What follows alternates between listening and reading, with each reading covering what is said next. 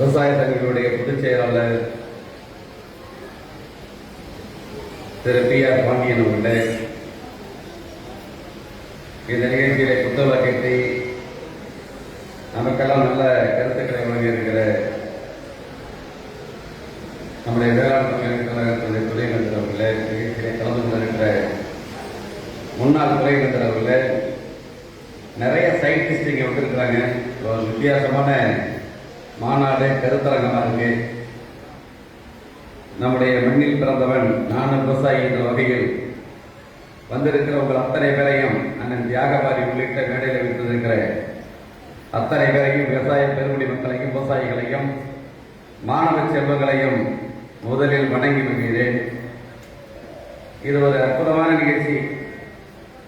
நான் காரில் இறங்கும் போது பச்சை துண்டு போட்டு இருக்கிற விவசாயிகளை பார்த்து மகிழ்ச்சியும் சந்தோஷமும் ஒருபுறம் இருந்தாலும், நீங்கள் படுகிற வேதனைகளையும் சங்கடங்களையும் பார்க்கும்போது நிச்சயமாக நம்முடைய பி.ஆர். பாண்டியன் அவர்கள் ஏற்பாடு செய்திருக்கிற இந்த நிகழ்ச்சியில் கலந்து கொள்ள வேண்டும்.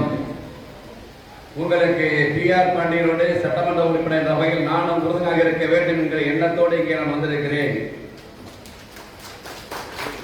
ஒரு 15 நாட்களுக்கு முன்பாக திரு பி.ஆர். பாண்டியன் அவர்களது தகப்பனார் நினைவேந்தல் நிகழ்ச்சி இருளைக்கில் நடைபெற்றது.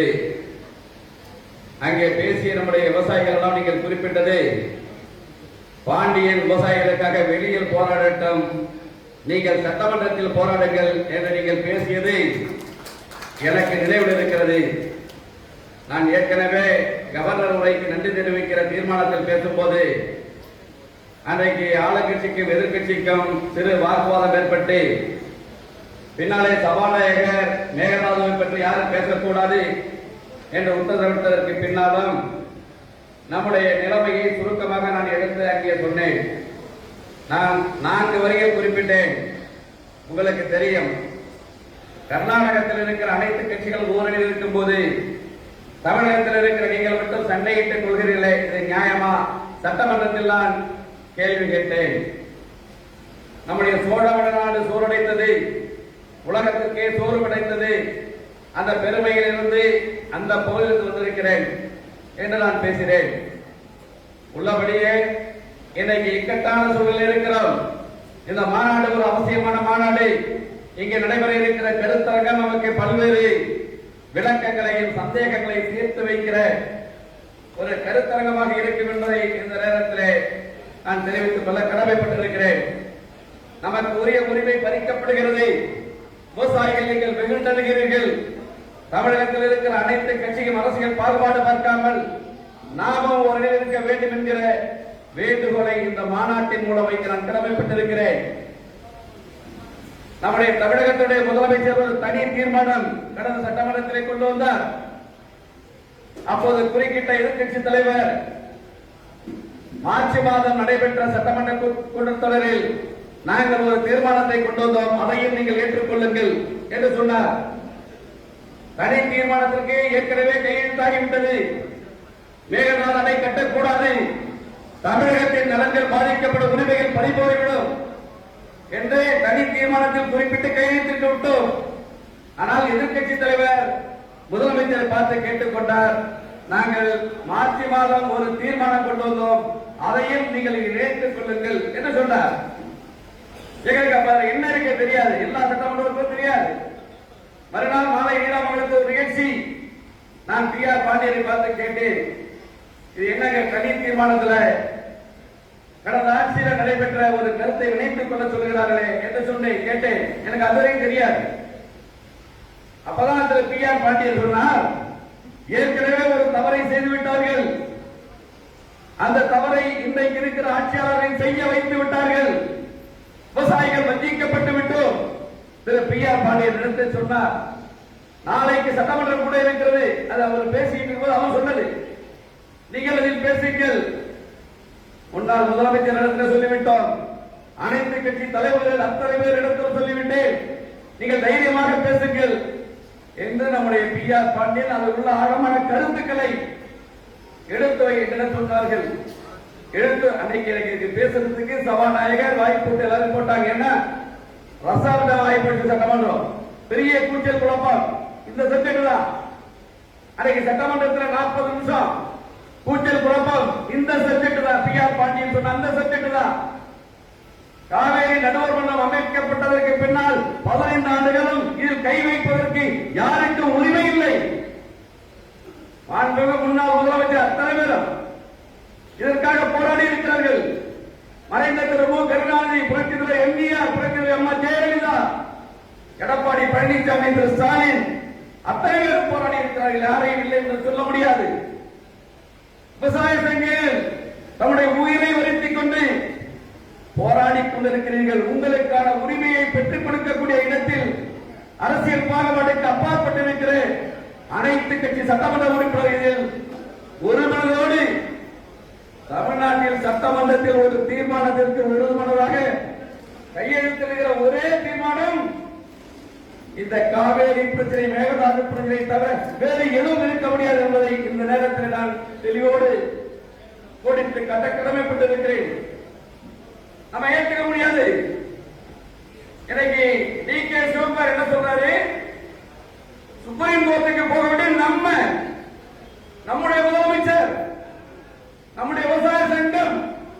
ஆனா நடுவர் மன்றம், காவேரி ஒழுங்காற்று குழு அந்த பரிந்துரை ஏற்று சுப்ரீம் கோர்ட்டினுடைய உத்தரவோடு அமைக்கப்பட்ட காவேரி நடுவர் மன்றம் உத்தரவிட்ட 3500 கனஅடி 15 நாட்களுக்கு திறக்கப்பட வேண்டும்.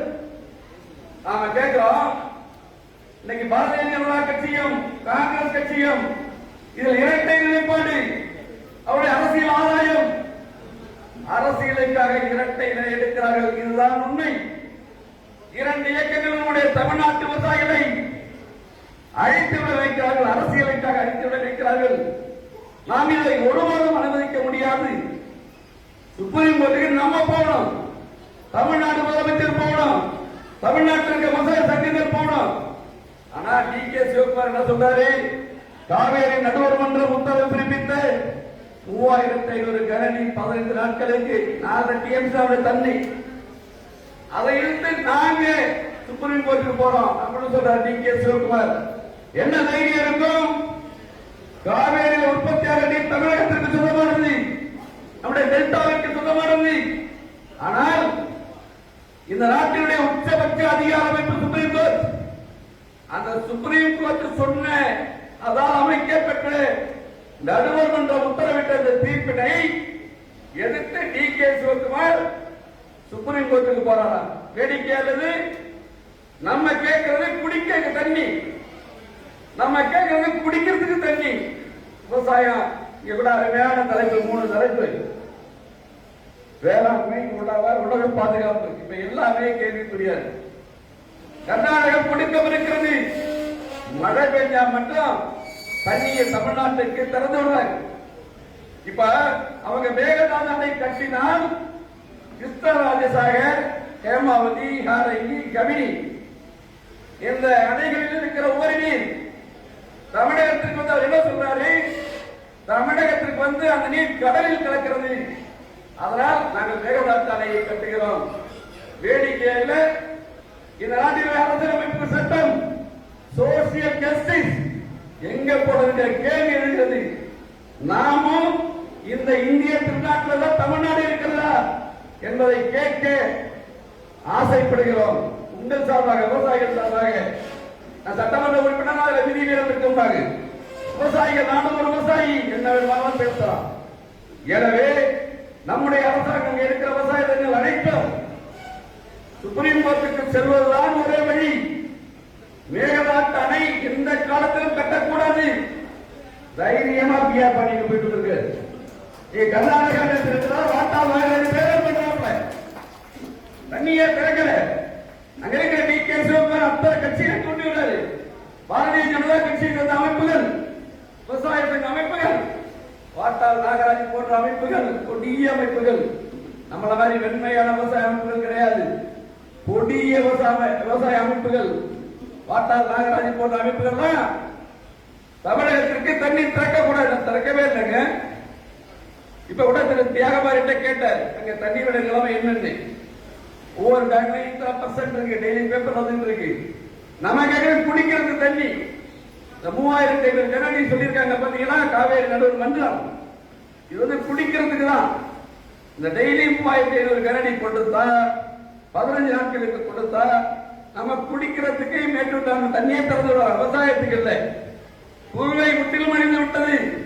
சம்பா 8வது மாசம் நம்ம விவசாய சாகுபடி பண்றோம். சம்பா ஆகஸ்ட்ல கேள்விக்குறி. இதற்கெல்லாம் ஒரு மாற்று ஏற்பாடாக நம்முடைய விவசாய சங்க பிரதிநிதிகள், நம்முடைய அறிவியல் அறிஞர்கள், தொழில்நுட்ப வல்லுநர்கள் இங்கே உரையாற்ற இருக்கிறார்கள்.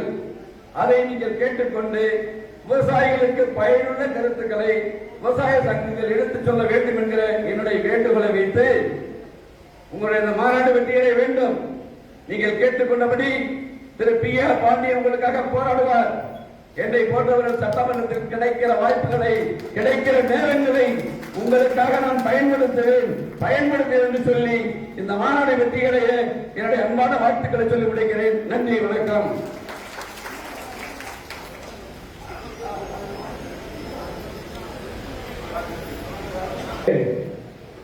நமது வானிலை ஆராய்ச்சியாளர் ரமணன் அவர்களுக்கு திருவாரூர் மாவட்ட செயலாளர் குடவாசல் சரவணன் அவர்கள் நினைவு பரிசு வழங்கி கௌரவப்படுத்துவார்.